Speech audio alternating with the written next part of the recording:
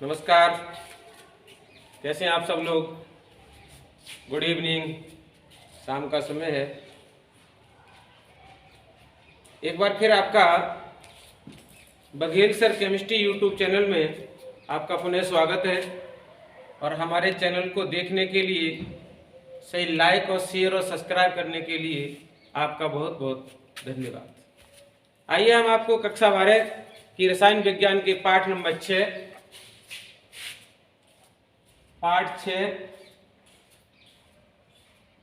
तत्वों का निष्कर्षण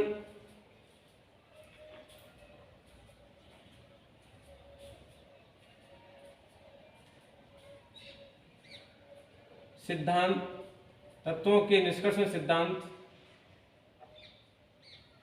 एवं प्रक्रम के बारे में बता रहे थे। ये पाठ का हमारा क्या है, नाम। और इस पाठ में अब हम क्या पढ़ेंगे, इनसे पिछले वाले वीडियो में हमने देखा था कि जिस किसी हम तत्व का निष्कर्षण करते हैं उनके खनिज खान से खोद करके निकालते हैं और उसमें से उस खनिज का चयन करते हैं जिसमें से धातु का आसानी से, सरलता से, कम लागत में निष्कर्षण किया जा सके, उसे हम कहते हैं अयस्क। तो अयस्क को हम सांद्रण विधियों द्वारा उसका उपयोग करते थे।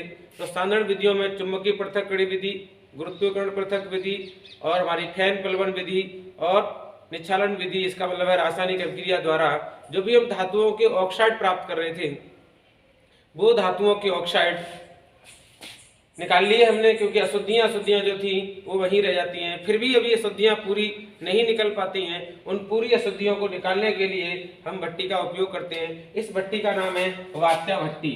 क्या नाम है इसका? वात्या भट्टी। ये वात्या भट्टी है। इस वात्या भट्टी में अलग अलग तापमान दिए हुए हैं। सबसे पहले क्या होता है, ये ईंटों की बनी होती है, अग्निशाही ईंटों की बनी होती है, मोटी दीवार नुमा भट्टी होती है। ऊपर जैसे हमारा ईंटें पकाई जाती हैं वहां भट्टी की चिमनी होती है, उसकी तरह ये आकार है उसका। ठीक है। ऊपर वाले हिस्से में क्या होता है कि हमारे अयस्क, चूर्णित अयस्क जो होता है, चूर्णित अयस्क, अयस्क का चूर्ण, अयस्क का चूर्ण। अब इसके अंदर क्या मिला जाता है, इसके अंदर CaCO3 अयस्क, हाँ वो तो लिख लिया हमने, अयस्क का चूर्ण प्लस चूना पत्थर प्लस कोक मीन्स होता है कोयला। हम क्या करते हैं, इनको मिश्रित करके एक हम घान बना लेते हैं। क्या बना लेते हैं? घान मीन्स मसाला। यानी तीनों का हमने क्या किया, मिश्रण तैयार कर लिया। और मिश्रण को भट्टी के ऊपरी स्थान पर, जहां हम क्या करते हैं, इसको कप कौन व्यवस्था जो है वहां पर हमने इसको भर दिया। यहाँ पर क्या होता है, तार लगा रहता है, जिस तार से जब हम खींचते हैं तो यहाँ का निशान खुल जाता है और यहाँ से जो अयस्क होता है वो धीरे धीरे नीचे की ओर गिरना प्रारंभ हो जाता है। तो धीरे धीरे नीचे की ओर गिरता है। नीचे क्या होते हैं, ये क्षेत्र जो है उसे हम ट्यूयर्स कहते हैं, जहाँ से गरम हवा का झोंका, गरम वायु भेजी जाती है। जिस जगह ये गर्म वायु निकलती है उस केंद्र को, ये सेंटर बिंदु है, इस केंद्र का जो तापमान होता है, यहाँ पर इस भट्टी का लगभग जो तापमान होगा वो 2173 केल्विन तापमान होगा, यानी 1900 डिग्री सेल्सियस के आसपास। तो यहाँ से क्या है, जैसे जैसे हम ऊपर की ओर बढ़ते चले जाते हैं वैसे वैसे हमारा टेम्परेचर कम होता चला जाता है। इस क्षेत्र के अलावा नीचे जो है वो इसका हौद बना होता है भट्टी का। भट्टी के हौद में क्या होती है, दो क्षेत्र होते हैं, दो निकास नलिकाएं होती हैं। एक में गलित धातु निकाली जाती है और दूसरे में धातु मल निकाला जाता है। अभी भी जो अयस्क के अंदर अशुद्धियां होंगी वो अशुद्धियां इस अयस्क में जो अशुद्धियां होती हैं वो गलित धातु के ऊपर, हल्की होने के कारण गलित धातु के ऊपर तैरती रहती हैं, जिनको समय समय पर हम क्या करते रहते हैं, निकालते रहते हैं। ये भी जब भट्टी के अंदर जो क्रियाएं होंगी, क्रियाएं समझाई जाएंगी, उनके अंदर आप ये सारी चीजें देखने को मिलेंगी। तो देखिए यहाँ क्या करते हैं, सबसे पहले हमने क्या किया, ये सिस्टम बना के तैयार कर लिया। अच्छा, जो अपशिष्ट गैसें होती है वो इस क्षेत्र के द्वारा बाहर निकलती हैं।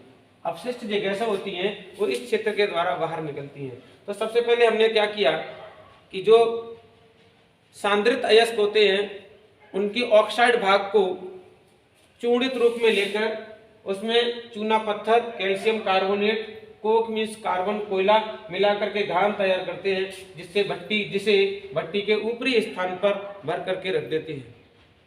धीरे धीरे इसको क्या करते हैं, घान या चार्ज को नीचे की ओर डालते हैं। जब नीचे की ओर डालते हैं तो अयस्क जो है, अयस्क का जो मिश्रण है वो अलग अलग तापमान पर भट्टी के अंदर गिरता है। जब अलग अलग तापमान पर भट्टी के अंदर गिरता है तो इसमें क्रिया भी अलग अलग तापमान पर होती है। हमने यहाँ दे रखी है यहाँ पर क्रियाएं। ये हमारा जो है वो अपचयन क्षेत्र है, यानी ये जो क्षेत्र है वो कौन सा है, अपचयन क्षेत्र है। तो अपचयन क्षेत्र के अंदर क्या होता है, हमने जो भी अयस्क लिए थे वो अयस्क हमारे पास कौन से हैं, Fe2O3, इसे कहते हैं हेमेटाइट, या Fe3O4 मैग्नेटाइट। ये हमने मैग्नेटाइट अयस्क ले लिए, हेमेटाइट और मैग्नेटाइट अयस्क ले लिए। इसमें कोक चूना पत्थर मिला दिया और हमने इसमें कोक मिला दिया। तो सबसे पहले इसमें क्या होता है, सबसे पहले जो क्रियाएं हैं वो इस तरीके से तीनों क्रियाएं साथ साथ होती हैं। आप चाहे किसी को दिखाएं, चाहे आप इसमें ये क्रिया दिखाएं कि Fe2O3 ये प्लस CO के साथ मिलकर के क्या बनाएगी, Fe3O4 बनाएगी, और प्लस आपको क्या मिलेगा, CO2 गैस मिलेगी। यानी जो हमारा आयरन का हेमेटाइट अयस्क है इसका अपचयन होके मैग्नेटाइट अयस्क बन जाता है और हमें क्या निकल जाती है, CO2 निकल जाती है। आपको देखने में भी ये लगता होगा, हो सकता है कि आपके दिमाग में कंफ्यूजन रहे कि ऑक्सीजन तो यहाँ पर भी है, ऑक्सीजन यहाँ पर भी है, तो अयस्क जो है उसका अपचयन कैसे हुआ। इसका क्या हुआ, इसमें इसका इसके अंदर अपचयन हुआ। क्या हुआ इसमें, अपचयन। अपचयन का क्या मतलब है, कैसे अपचयन हुआ, क्योंकि हमें केवल एक ही चीज देखनी है, हमारे कार्बन के साथ में ऑक्सीजन कितनी है, 1, और यहाँ कार्बन के साथ ऑक्सीजन कितनी हो गई, 2। इसका मतलब है कार्बन मोनोऑक्साइड का कार्बन डाइऑक्साइड में क्या हो गया, ऑक्सीकरण हो गया। अभी रिएक्शन बैलेंस नहीं किया हमने, जब ऑक्सीकरण इसका हो गया तो इसका ऑक्सीकरण होने पर इसका मतलब है कि ऑक्सीजन यहाँ से निकली होगी, तभी इसका ऑक्सीकरण हुआ है।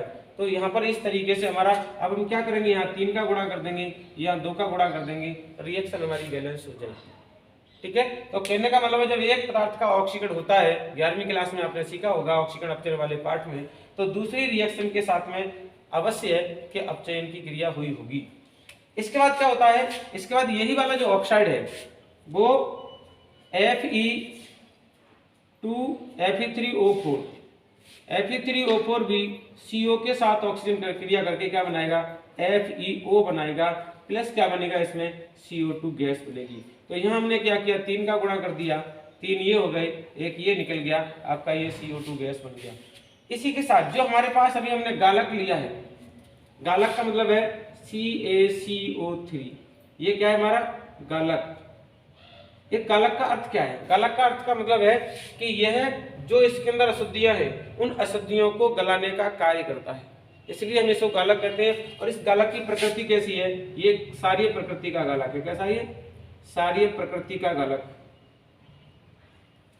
ये भी इसी टेम्परेचर पे क्या होगा, CaO में टूट जाएगा और इसकी CO2 गैस बाहर हो जाएगी।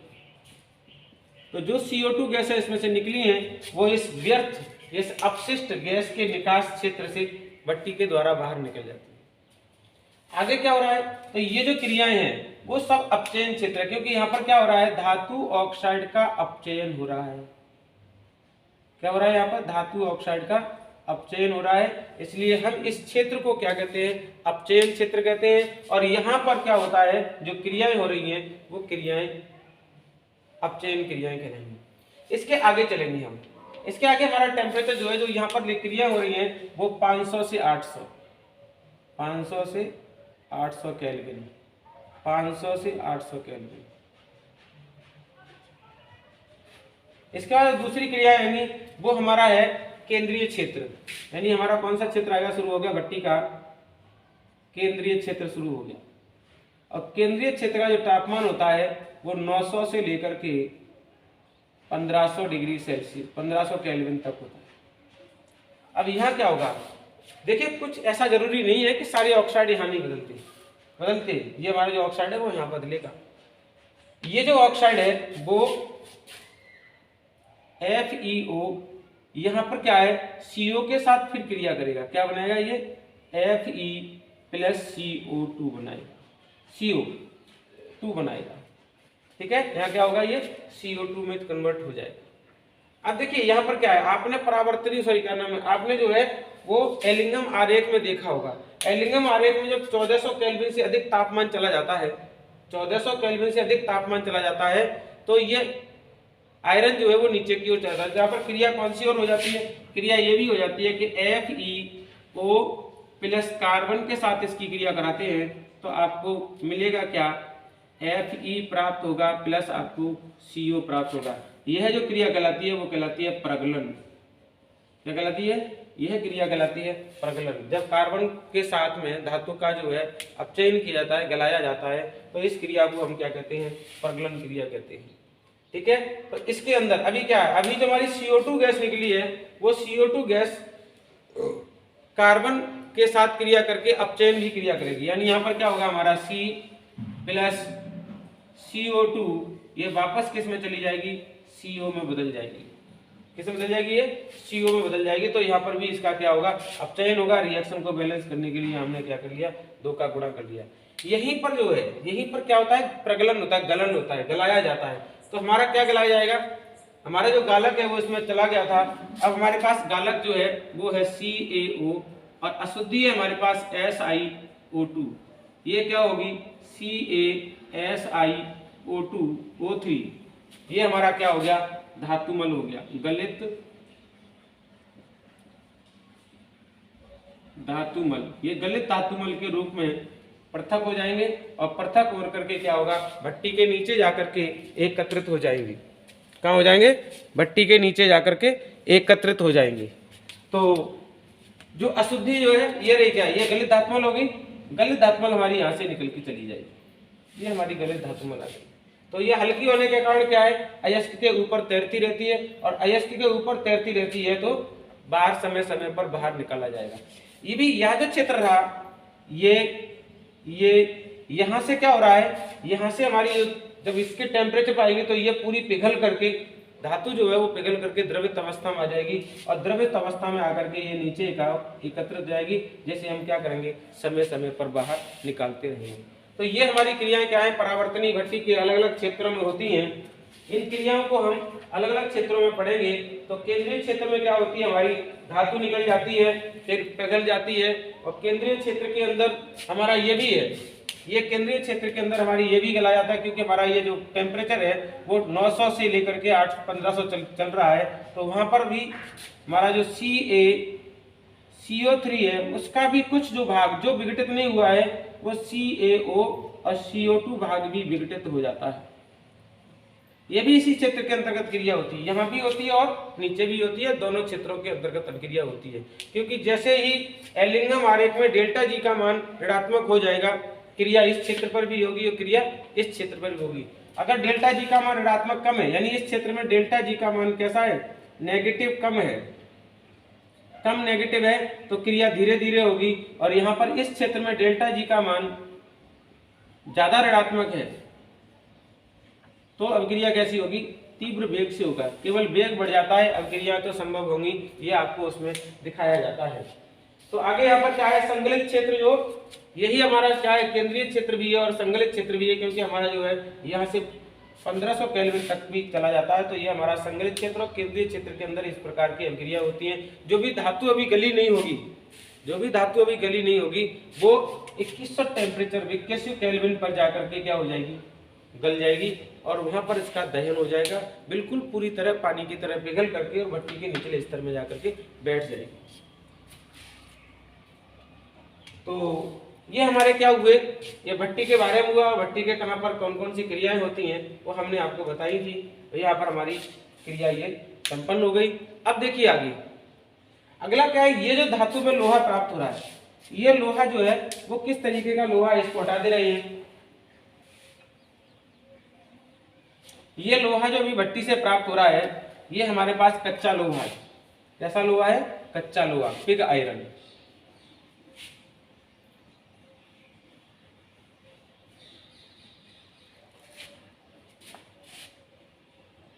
भट्टी से प्राप्त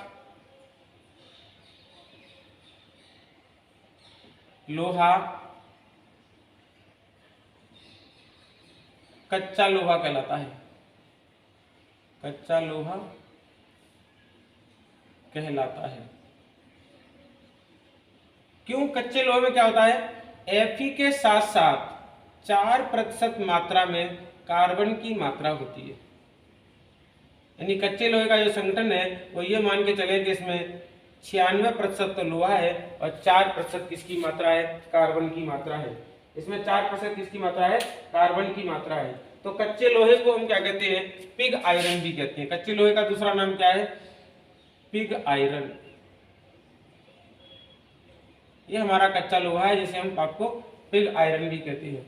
तो भट्टी से प्राप्त होने वाला जो लोहा है वो हमारा कच्चा लोहा होता है, उसमें पिग आयरन होता है, अर्थात उसमें 4% लोहे के अलावा 4% कार्बन भी होता है। और कार्बन के साथ साथ इसमें सिलिकॉन,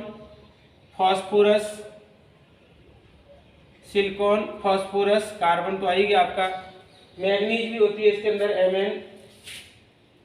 Mn मैग्नीज, आदि अशुद्धियां होती हैं। क्या होती है इसमें, आदि अशुद्धियां पाई जाती हैं।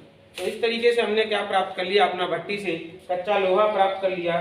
और कच्चे लोहे को रद्दी लोहे भी कहते हैं, जिसमें कार्बन के साथ इसको क्या करते हैं, अब क्या करते हैं, कच्चे लोहे को हम रद्दी लोहा क्या भी कहते हैं। कच्चे लोहे को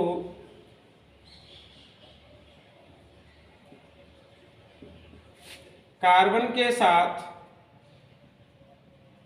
संगलित करने पर,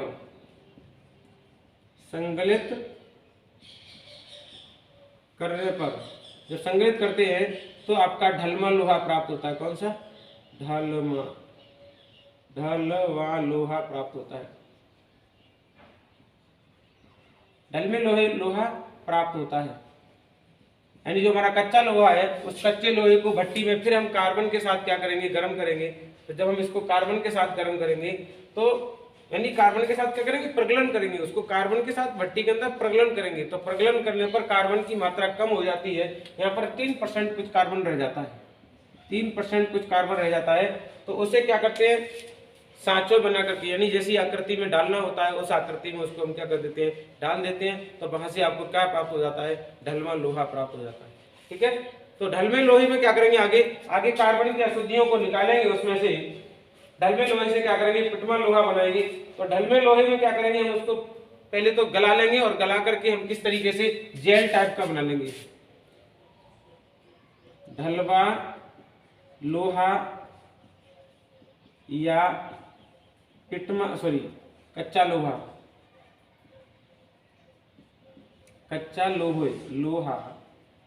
को जेल रूप में लाकर पीटते हैं, क्या करते हैं, उसको पीटते हैं। तो उसमें से अशुद्धियां होती हैं वो पृथक हो जाती हैं और वो लोहा जो है वो पिटमा लोहा बन जाता है। तो उसमें कार्बन की जो प्रतिशत मात्रा है, पिटमा लोहा में कार्बन की जो प्रतिशत मात्रा होती है वो बहुत कम हो जाती है। और उसमें जो मात्रा है वो 0.5 से लेकर के 1.5% तक रह जाती है। किसमें, पिटमा लोहा में। पिटमा लोहे में जो कार्बन की प्रतिशत मात्रा होती है वो 0.5 से 1.5% तक रह जाती है। तो इस तरीके से भट्टी से जो लोहा प्राप्त होता है उस लोहे में 4% कार्बन के साथ साथ कुछ मात्रा में, माइन्यूट मात्रा में, हालांकि ये मात्राएं आपको परसेंटेज में नहीं दी होती हैं, ऐसे ही आप उसको दिखा सकते हैं। तो सिलिकॉन भी होता है, फास्फोरस भी होता है और मैग्नीज भी होती है उसके अंदर। बाकी का जो परसेंटेज कार्बन की दिखाई जाती है वो ये होती है। ऐसे लोहे में वेल्डिंग नहीं की जाती, वो चटक जाते हैं तो दोबारा गला करके ही बनाए जाते हैं। और कच्चे लोहे को कार्बन के साथ फिर संकलित करते हैं तो जो लिक्विड फॉर्म आती है उसके सांचे में ढाल करके आकृतियां बनाई जाती हैं। तो उस लोहे को हम क्या कहते हैं, ढलमा लोहा कहते हैं, जिसमें कार्बन की मात्रा घट जाती है। और सबसे जो लोहे का सर्वोत्तम रूप है वो है ढलमा लोहा, या हम उसे ढलमा लोहा या कच्चे लोहे को क्या करते हैं, जेल रूप में ला करके हथौड़े से पीटते हैं। बहुत बारी बारी चोटों, बड़े बड़े हथौड़े से उसको क्या करा जाता है, पीटा जाता है। तो जब पीटते हैं तो उसमें से अशुद्धियां पृथक हो जाती हैं।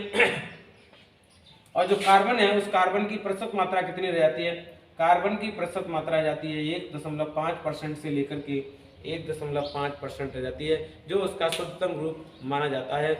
अब जब इसमें आकृतियाँ कौन सी आ जाती है, इसमें गुण कौन सा आ जाता है कि जब इसको पीटते हैं तो पीट पीट करके इसकी लंबी चादर बनाई जा सकती है। तो यहाँ पर हमने इस तरीके से क्या किया, धातुओं का, लोहे की धातु का ऑक्साइड से निष्कर्षण समझा दिया। वीडियो लंबी नहीं होगी तो मैं आपको आगे भी कुछ बताऊंगा। अगर वीडियो लंबी हो गई तो हम आपको अगले वीडियो में कुछ बताएंगे। तो देखिए वीडियो हमारी लंबी ना हो, इसलिए हम इस वीडियो को यहीं तक ले जा रहे हैं। आगे हम क्या करेंगे, इसका निष्कर्षण जो है, आगे इसका निष्कर्षण हम आपको ऊष्मागतिकी सिद्धांत के आधार पर भी बताएंगे। ठीक है, तो तब तक के लिए अगले वीडियो का देखने के लिए इंतजार करें। इसी वीडियो के साथ, इस बिंदु के साथ हम आपको धन्यवाद देते हैं हमारे वीडियो को देखने के लिए और बने रहने के लिए। अच्छा लगा हो तो लाइक, शेयर और सब्सक्राइब करें। जय हिंद, जय भारत।